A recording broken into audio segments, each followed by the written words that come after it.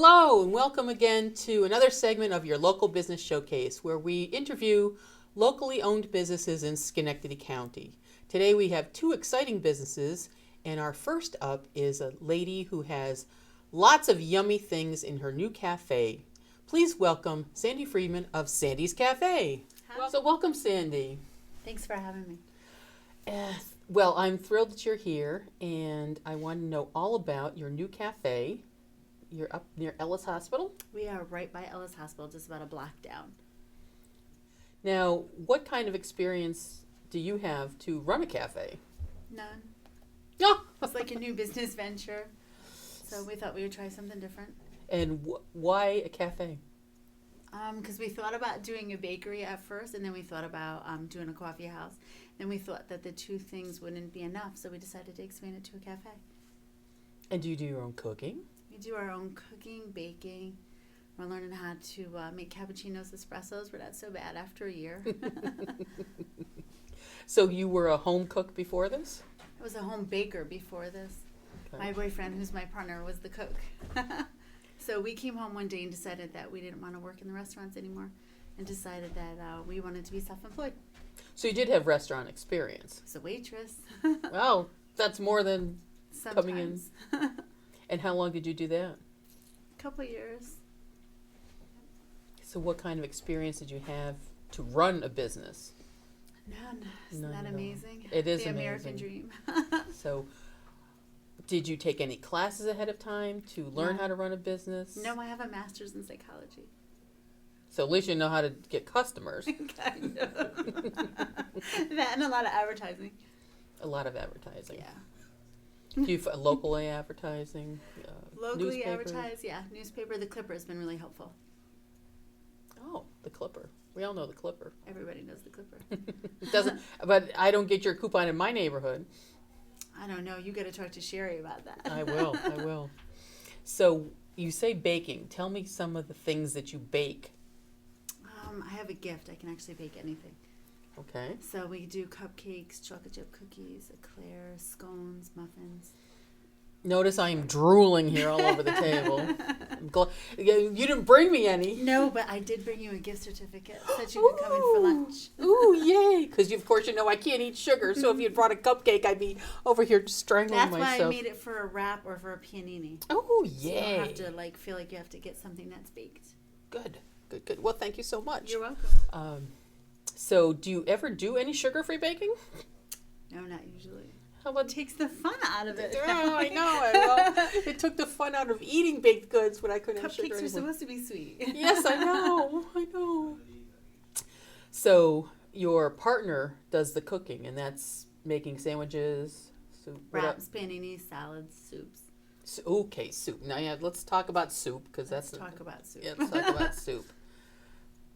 Go ahead. What do you want to know? I want to know what kind of soups that you have because Well, it, I like, haven't had varies. any We, lunch. I'm hungry. We do chicken noodle almost every day, and then we vary the other one out. So we do cream of broccoli soups, and we just started doing a vegetable beef barley soup, and we do chili seasonally.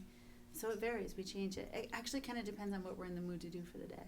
Okay. Yeah, Are you going to do soup through the summer? I think so, because actually a lot of people eat soup and they ask for it. Yes, I know. People, and so few places will do soup in the summer. So, yay. I'm sure we'll come up with some summertime Summer soup. flavors to add to the menu. Gazpacho. I'm putting my order in right now for Something. gazpacho. Hint, hint, hint. So I want to know more about just this leap of faith that you took with no management experience to open up your own place, have all the headaches of running a business, and yet here you are a year later smiling and smiling because it's ours. We can come in to work every day, and I'm late every day, Shelley, for everything I do. So when my cafe's open 5 minutes late, nobody can say anything to me. So, but I don't know. It's just about self-confidence. You gotta believe in what you're doing. You gotta want to do it, and you gotta not want to work for somebody else that bad. But you must have had some sort of professional. You have to have had an accountant or a lawyer or somebody help you setting up the format. To be and such. 100% honest, no. We actually Oh, just my goodness. came home. We had a thought one day, and within a month, we were actually open. we found a place that quick. We just my like heavens. met like one or two people, and you know, like a dream just started to like kind of form, and we didn't like, I don't know, we didn't think it was gonna like go that quick, but it went really quick, and we're actually doing really well. Oh, that's Yeah. fantastic, and I'm thrilled to death. So, are you? What hours are you open? We're open Monday through Friday from 6:30 in the morning until 4 p.m. And then on Saturdays, we're open from 9 until 12:30. Sundays, everybody needs a day to rest. Yes, yes, yes. So you do breakfast and late, even to late lunch. Yeah. And then we serve breakfast all day long, which people love. Oh, I don't know, people at 3 o'clock in the afternoon want a bacon, egg, and cheese. oh, absolutely. Yeah. So, what kind of breakfasts do you got to tell me? We 'cause do I like love breakfast sandwiches, and we do like egg and cheese, bacon, egg, and cheese, sausage, egg, and cheese, and we run like a really great breakfast special. Mm. So like from 6:30 in the morning to like about 9, you can get like an egg and cheese sandwich for like $1.99. Oh, So since we're a block down from the high school, we're really busy. oh, yeah. I guess Right. you would be then. Mm-hmm. Yep. So it's good, and then we're starting to expand a little bit and do like omelets and do French toast. And how big of a staff do you have? It's just my partner and I. So the two of you are doing all that work for all that many hours. Yes. And you're still smiling. Yeah. And you're still standing up. Yeah. I'm flabbergasted there. Sometimes at the end of the day, so are we. I can imagine. I can imagine. But next month is our 1 year anniversary, so we're like thinking about doing something like kind of different, a little bit more. I don't know, after hours, maybe invite only. Do something where people come in for like a testing and like have like a bunch of stuff out, Oh, that throwing around a sounds couple great. different ideas, getting some local artists in. We're helping Oh, wow. with the fast track and helping raise money for a project. I don't know what fast track is. Fast Life. Okay. I was close. That's I was close. Sorry, my bad. okay. Yes, if you're going to reference something, you have to Yeah, let me know right. what it is. There you go. And that's the film that you did. Yes, yeah. Okay. So what's your connection with the film? Did you cater it or something? My partner's grandma called us one day. I'm and sorry. started to Tell me talk your to name us. again. Yeah. D. I want him to come sit here, and he Okay. won't. Okay. So So you can refer to Deandra. We Is that your the partner she's speaking of, right? we just Deandra. Dee's grandma called us one day and was like kind of talking to Dee about a project that she was involved in that needed catering. So then we met Prince. Prince came in and started to talk to us, and then we were like, it's a great cause. It seems like a really Okay. good thing to help raise money to do. So we're doing everything that we can to help him raise money, help him cater the event for as least amount of money as possible. Okay. So we might like incorporate that into like our 1 year celebration. Okay. And what's the date of your celebration? Do you have a date? set? You know, the month of May, we're gonna just probably run it all month, but we'll probably run like one, I almost want to say like premiere night, where we're gonna like really focus in and do like by invitations and have like food laid out and stuff, and have people come in and taste things, hopefully raise some money, help Prince get his feet on the ground with what he wants to do for his premiere. You say you hadn't had any professional help at all, but you did. You belong to the Chamber of Commerce, I believe. I actually met the people like through the Chamber of Commerce through Maya McNulty.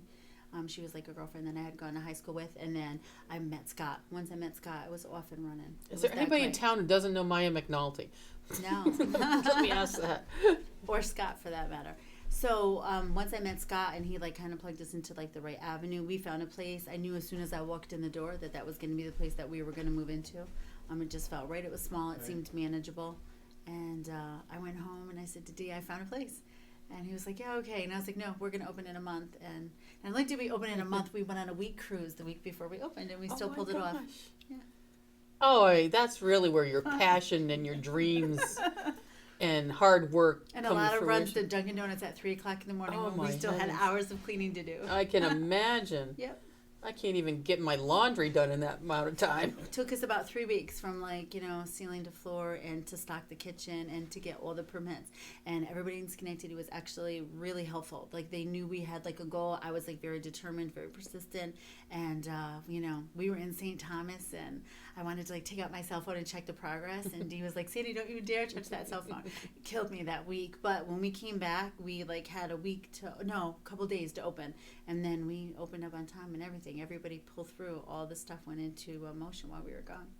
Unbelievable. It was really actually unbelievable. Mhm. And it seems like the sky's the limit for you. Yeah. You're getting so much word of mouth through this film that's coming out.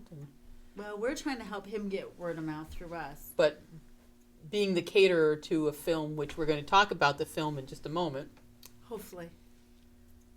Hopefully it'll open avenues for everybody. Yes. But our goal is actually to just help them because we think it seems like a great cause to help raise money for. Yes. The cafe is going to do amazing. I'm sure. We have faith. I'm looking forward to coming over and having lunch very, very soon. Well, on Fridays, is what you said. So we're going to be waiting for you. Yes. Well, it's been a long year. It's been exciting, though. We've met a lot of people, and, it's a lot of growth. It's a lot of, perseverance. You got to want it. Well, that is a tremendous growth in a year, especially with absolutely no management or business experience behind it. And catering. We just opened it up to catering. You do catering also. Yeah, so we've really, expanded. We've come a long way. And, it's getting nice because now people are starting to know our name. So when we go places, they're like, oh, my gosh, Sandy's Cafe. And I'm like, yeah. That's us. And your website is? www.sandyscafe.com. I kept it real basic so people wouldn't get confused. Easy pretty to, much. yes, great. And we're easy to find. We got a big open sign out there, and in the summertime we put tables out front so people can come and hang out and sit outside. And we have Wi-Fi and no flat screen TVs so that we can watch sports all day. Oh, hey, this is going to be my new hangout, I think. We hope. Okay. Yeah, you can shoot one of your next stations there. Your next interview with a different business. That's an idea. Yeah, it is. On location with Shelle. Well, Sandy, thank you so much for coming on the show. Thanks for having us. It was a great time, and I look forward to those chocolate peanut butter sugar-free cupcakes. Yeah, I got that. Thanks so much. Thank you. Stay tuned now. We'll hear from Prince and all about his movie that Sandy's catering. Welcome back. My next guest is Prince Sprauve, who's a multimedia specialist for the Schenectady School District. Welcome, Prince. Thank you for having me. And welcome. Thank you for having me on your show. It's my pleasure. Now tell us exactly what a multimedia specialist is. Well, I do a lot of videography work for the district. Anytime that the superintendent wants to, or anybody in the building wants to pull off a visual image, here I come and I create that for them. Just for example, if the superintendent said, I want you to highlight the district's strength all year long and all the accomplishments, well, here I would come and make a documentary highlighting all those strengths. So you're a filmmaker, Yes, I am. For the school district. Yes, for the school district as well as a freelance also. And in that vein, we have something we want to talk about today, which is your own project that you've just recently completed. Yes, called Fast Life. Fast Life. Yes, it's a movie that I started with kids at Schenectady High School, as well as teachers, and as well as community. The community of Schenectady is over 130 students involved, over about 15 employees, Schenectady School District employees, as well as over 20 parents, as well as over 12 organizations that help contribute to making the movie.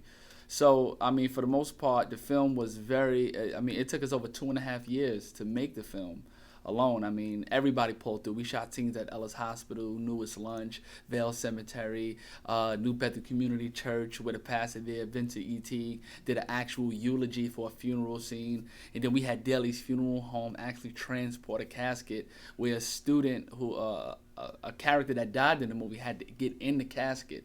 Then we had Price Shopper donate all the flowers. So this is not just, if you want to say a Schenectady School District project, it's a Schenectady project. It certainly sounds it.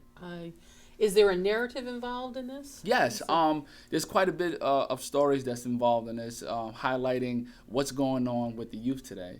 And in today's age, the internet is very accessible. You can find anything, and because of that, nothing is hidden no more. There was a time where you couldn't look at certain stuff on TV or you couldn't hear certain stuff on the radio, but unfortunately, all that is exposed. So now it creates a different culture, with the teens. They see and hear everything. It's also exposing what these teens are going through behind closed doors when they leave school. Because a lot of times the teachers, yes, they deal with the kids, but when outside of school, dealing with the kids at home, it's a totally different story. We have about maybe 5 to 6 different characters that have different stories, but they're all involved, they're all connected, they're all in the same class. And that's how it is that we are right next to each other every single day in class, but we don't never know what's going on with one another. This is true. But it's a fiction, or as opposed to a documentary? No, it is a fiction. However, it's real to the public because it's going on everywhere. We have one character who's molested by her father. You could find that in an urban area or a suburban area. It doesn't matter. Those are problems that we face all over as a country. You know, you look at Chicago, one school in Chicago had over 29 shootings in their school district. Oh. You know, so, you know, I mean, you go to D.C., you go to Brooklyn, you go to Harlem, you go to all these different places. It's not just Schenectady. It's happening everywhere. Can you give us a synopsis of one particular character's journey? Yes, absolutely. Actually, I'll give you a synopsis of the main character, Shanti Davis. Okay. His character was, his mother was on drugs. And, you know, he was kind of forced to raise himself. He didn't have the right guidance. But even though he was forced to raise himself, he found himself in a place where he didn't want to be a statistic. He wanted to do something different. But because of the lifestyle his mother lived, he was dragged into her lifestyle. So, you know, subsequently, he suffered the things that his mother brought into their house. You know, so she owed a local drug dealer some money because she was buying drugs on credit. And when a local drug dealer said, hey, I want my money, she didn't have it. So he threatened to kill her in the movie, and she gave her son up in return for the debt. So her son ended up having to work her debt off inside of the movie. All right, so he was dragged into a situation that he didn't ask to. Now, somebody may say, that's pretty harsh. Well, that goes on in real life. Yes. You know, it happens all the time. You get a drug addict who's not conscious of the decisions that they're making, and all they want is the drug, and they're willing to give up anything and everything just to have that. It's real.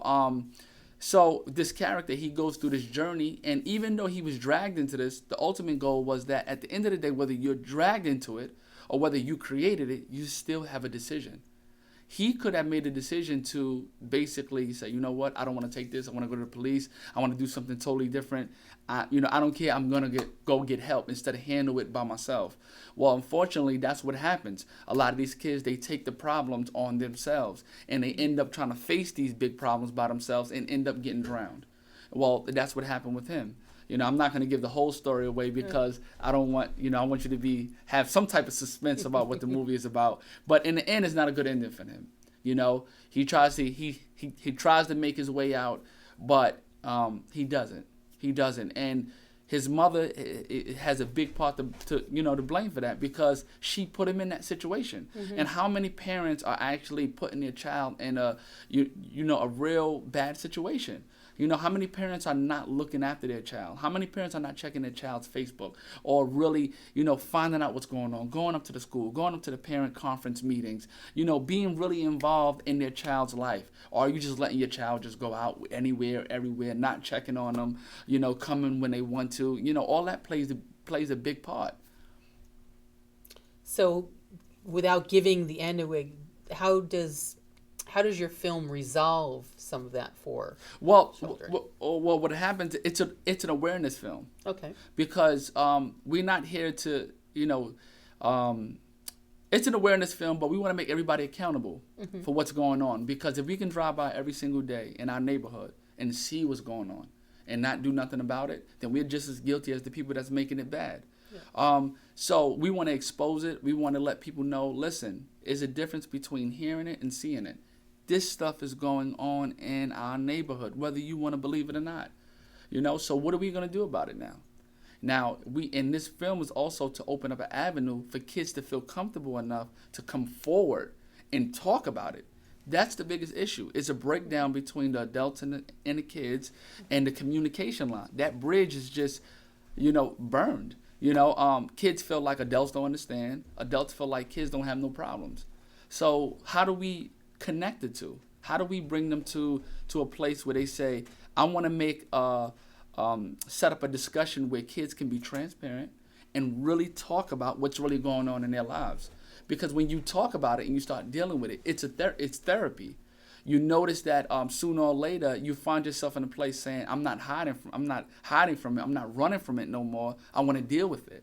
Our school districts, unfortunately, in today's modern age, all over the country, have not found themselves transparent enough to really deal with the culture what these kids are dealing with. I've had kids come to me, say, Sprauve, this happened to me in my life, and I have to sit there as a mentor and decide and say, how am I going to help this kid, and what can I do to help this kid instead of being judgmental? because we live in a judgmental society where, you say one thing and, oh my God, you're labeled as being the worst person in the world. Right. But if you look, everybody has problems. Find me a person, find me a government, find me a politician, find me a lawyer, find me a doctor who does not have flaws, who's labeled as being perfect. Find me, because I want to know what you're doing. So do you offer any solutions? Yes. One of the biggest solutions I offer in the movie is decision making. It's highly important. What you don't know, you don't do. And a lot of times you get kids who really don't know how to make good decisions in spite of this situation. That there is hope. There is an avenue. There are different ways you can conquer different things. Number one is being knowledgeable about your surroundings. Like I have one kid inside the film, Ashanti Davis. He went from the 9th to the 12th grade in 1 year and graduated on time. Now, this is a kid who was left back twice. Oh, my heavens. Right? He went to the 9th to the 12th grade in 1 year. But how did he do it? He got involved in activities. He started doing what he loved, film and music. He got involved with the right teachers. He got involved. And yes, he didn't have a whole lot of family support, but he had support in other areas. One of the biggest solutions is providing support, creating that door for kids to have the option to say, you know what, maybe I want to try this. And giving them a chance to fall in love with something that'll make their life worthwhile. A lot of these kids inside the movie, when they came to school, that was probably one of the only reasons why they were coming to school, was because of the film. If I didn't come to school for nothing else, I was coming for this film. And with that being, and with me using the film as bait to get them to come to school, I would drive them and say, you got to be in class. Come on, you got to go to class. You got to be in class on time. You got to do this. You got to do that. Come on, you got to be here on time now. If you want to be in the film, come on, you got to. And I would use that as a bait and a tool. Incentive. Right, to keep them coming. You got to give kids some type of purpose, because they don't see the value of an education right now. Right. At least not all of them. They don't see how is chemistry going to help them for tomorrow. Why do I need to learn this? So, with all that being said, Schenectady School District provides tons of incentives and programs where kids can come and get help. We have the Fine Arts Wing, we have the orchestra, we have a band, we have the serenaders, we have acting, we have piano, we have chamber choir. It's just so many different things kids can get involved in to say, this is the reason why I come to school. This is why I love coming to school. So was the school district supportive in your doing this film? Did you have to go to them to clear being able to do this film? No, I didn't have to go to them to clear it, because they knew I did a lot of videography work with the kids anyway. Most of the time when I did video work, I did it with the kids. So if I made a news story, it was with the kids. I would have a lead anchor, I would have a field reporter, and all the students would be, partake in the video. You had, the district is really supportive of the movie. All of the teachers are excited. The paras are excited. The superintendent, is very excited. I love the direction that Superintendent Spring and Ms. Diane Wilkinson is taking the district, because they're very open to the culture of the students. They're very open to hearing what is it that the students are going through and what it is that they have to say. So, for the most part, yes, they're very supportive. They're very on board with this project, and I love it. Did you do the filming during school hours? Or was it after school? No, most of the time I didn't do it during school hours. Every now and then I did, but most of it was done outside of school. Oh, okay. So a lot of my personal time went into this project. So it's not considered a school project? Yeah, no, it is, but it isn't all at the same time, because it's involving school students and the Schenectady School District employees, but most of it was done outside of school time. And how did you fund this? Through my personal pockets. I actually put up $1,000 of my personal money to fund the project, and we used every resource available. That's why the whole community is involved. And just like Sandy's Cafe, she's helping out catering. Ellis Hospital helped out, Proctor's Theater. Tomorrow I have an interview on 96.3 Jams with Jay Will on about the movie. You know, that's a free interview. Usually you have to pay for all this stuff. You know, everybody's see the cause and see what we're trying to do. All the music in the movie was all originally composed from the ground up. You know, everything. And we also have a soundtrack album to go along with the movie. So it's not just the DVD, it's a soundtrack album also. So, I mean, for the night of the premiere, we have a VIP party. A VIP party to go along with the premiere. We're going to have Robert Carney, which is the head district attorney. He's going to be coming down to speak, who would know more about crime than the head district attorney. That's for sure.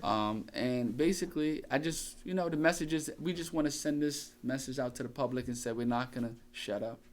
We're not going to lay down and watch our kids die and just go astray.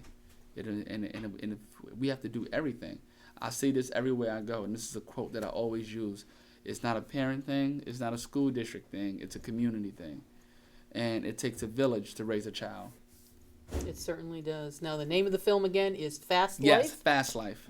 Yep, and you can go to our website, rsfastlife.com, and you can email me personally at sprauve@schenectady.k12.ny.us if you're interested in working with, Revolution Studios. So if anything, if you want to contact me, just email me or go to the website. And we have a Facebook also, Fast Life. So please contact us there. Alrighty. Well, Prince, thank you so much for coming on and telling us about this fantastic project. And I wish you great success with it. Thank you. And thank you for joining us today on Schenectady's Local Business Showcase.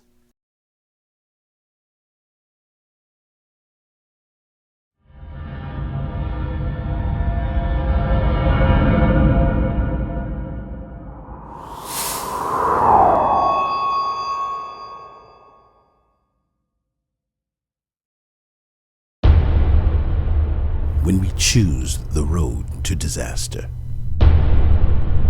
there's only a path of destruction. Y'all made it to my meeting. We all here for one reason, and that's to get that money. We're gonna shut Schenectady down. Yes, sir. Every crew got a spot. The more money y'all make, the more money y'all keep. If y'all need some shoes, we going to the mall. There's some beef, y'all better handle that. But we got your back. Sometimes there's no way out. Yo, speaking of your mom, son, where is she at?